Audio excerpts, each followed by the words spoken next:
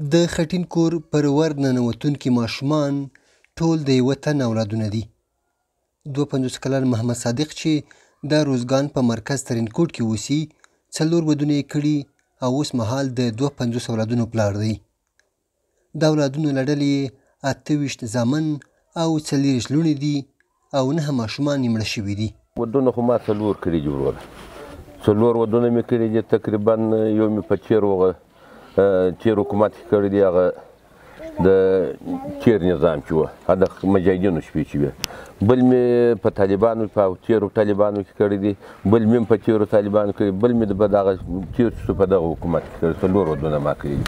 هغه چې له خپلو یوه ډله اولادونو سره په 4 خټینو خونو کې اوسي وایي اقتصادي وضعیت یې دومره کمزوری دی چې د اولادونو د مړولو توان نه لري. هغه د اقتصادي مرستې ترڅنګ پر خپلو اولادونو د تعلیم ارمان لري. نو استعداد مو سره کمزوری نه، په دغه ډېر ورته نه کې ورته نفس تنګه یم، نور نو خو اولادونه خو ښه خوند کوي، مګر چې تعلیم و تربیه یې. اولادونه یې بیا د پلار روغتیایي وضعیت ته اندېښمن دي او له خلکو یې لاسنیوی غواړي. زموږ دا غوښتنه ده چې موږ نور ورونه هم په یو درس په یو شي سره اخته سي او کومک یو شی راسره وکړي.